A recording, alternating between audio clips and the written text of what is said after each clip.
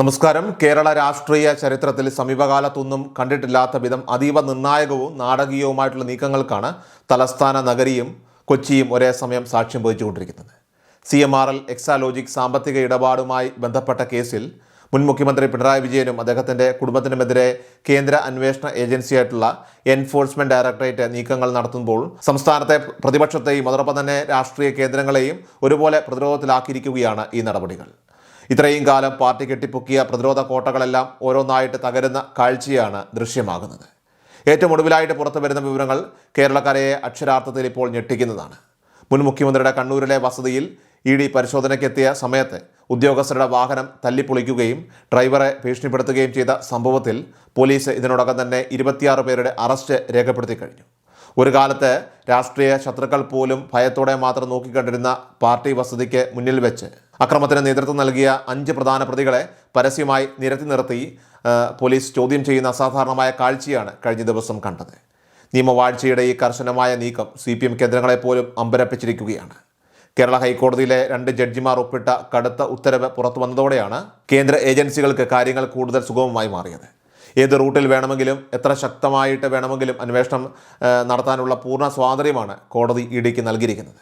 ഇതോടെ എക്സാലോജിക് കമ്പനിയുടെ സാമ്പത്തിക ഇടപാടുകളിൽ ഒട്ടും സമയം കളയാൻ ED തയ്യാറായുമില്ല. ഈ കോടതി ഉത്തരവ് പുറത്തു വന്നതിന് തൊട്ടു പിന്നാലെ ED ഡയറക്ടർ രാഹുൽ നവീൻ തന്നെ നേരിട്ട് കൊച്ചിയിലേക്ക് എത്തി അടിയന്തര ഉന്നതതല യോഗം വിളിച്ചു ചേർക്കുകയായിരുന്നു. കേസുകൾക്ക് നേതൃത്വം നൽകുന്ന ഡെപ്യൂട്ടി ഡയറക്ടർമാരുടെയും ലീഗൽ പ്രോസിക്യൂട്ടർമാരുടെയും ഒക്കെ തന്നെ പ്രത്യേക യോഗത്തിൽ വെച്ച് യാതൊരുവിധ പഴുതുകളുമില്ലാത്ത കൃത്യമായ അന്വേഷണം ഉറപ്പാക്കാൻ ഡയറക്ടർ കർശന നിർദ്ദേശം നൽകി കഴിഞ്ഞു.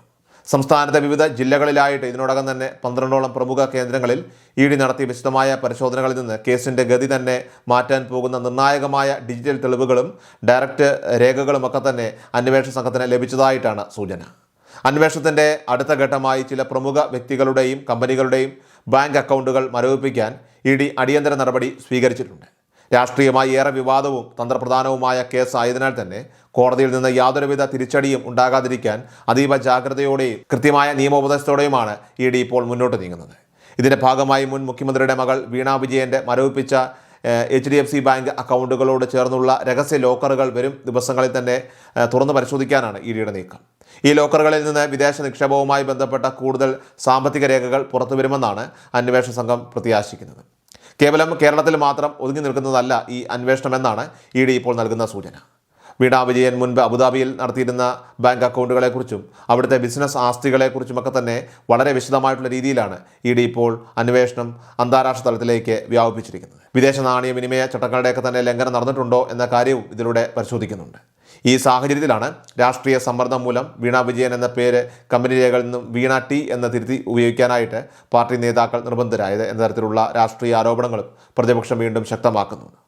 സംസ്ഥാന സർക്കാരിന് വലിയ തോതിൽ ഓഹരി പങ്കാളിത്തമുള്ള പൊതുമേഖലാ ബന്ധമുള്ള CMRL കമ്പനിയിൽ നിന്നും കോടിക്കണക്കിന് രൂപ കൈപ്പറ്റിയത് വീണ വിജയനാണെങ്കിൽ അതിലേക്ക് നയിച്ച യഥാർത്ഥ രാഷ്ട്രീയ സൂത്രധാരൻ ആരാണ് എന്ന സ്വാഭാവികമായിട്ടുള്ള ചോദ്യം പൊതുസമൂഹത്തിൽ നിന്നും ഇതിനോടകം തന്നെ ഇപ്പോൾ ഉയർന്നു കഴിച്ചിട്ടുണ്ട്.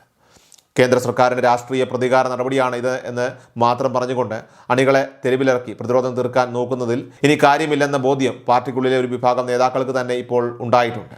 മുൻകാലങ്ങളിൽ പാർട്ടി നേതൃത്വം സമാനമായ പ്രതിസന്ധികൾ നേരിട്ടപ്പോഴൊക്കെ തന്നെ ഇരട്ടച്ചങ്കൻ എന്ന പ്രതിച്ഛായ മുൻനിർത്തിക്കൊണ്ട് പാർട്ടിയെയും പാർട്ടിയുടെ കപ്പിത്താനെയും രക്ഷിക്കാൻ ആവേശത്തോടെ റോഡിലേക്ക് ഇറങ്ങിയിരുന്ന സാധാരണക്കാരായ സഖാക്കൾ പോലും ഇനി അതിന് തയ്യാറല്ലെന്ന സൂചനകൾ തന്നെയാണ് താഴെ തട്ടിൽ നിന്നും ഇപ്പോൾ പുറത്തു വരുന്നത്. കാരണം ഇപ്പോഴത്തെ ഈ വിവാദങ്ങളും അന്വേഷണങ്ങളും പാർട്ടിയുടെ നയങ്ങൾക്കോ സാധാരണക്കാരായിട്ടുള്ള അണികളുടെ ക്ഷേമത്തിനോ വേണ്ടിയുള്ളതല്ലെന്നും മറിച്ച് ചില വ്യക്തിഗത താല്പര്യങ്ങൾക്കും കുടുംബാംഗങ്ങളുടെയൊക്കെ തന്നെ സാമ്പത്തിക വളർച്ചയ്ക്കും വേണ്ടി മാത്രമുള്ളതാണെന്നും അണികൾ തിരിച്ചറിഞ്ഞു കഴിഞ്ഞിരിക്കുകയാണ്. പുകയുന്ന ഈ ആഭ്യന്തര അതൃപ്തികൾക്കിടയിലും വിഷയത്തിൽ നിന്നും എങ്ങനെയെങ്കിലും തടിയൂരാൻ AK ബാലനെ പോലുള്ള മുതിർന്ന CPM നേതാക്കൾ നിരന്തരം പത്രസമ്മേളനങ്ങളൊക്കെ തന്നെ നടത്തുന്നുണ്ട്.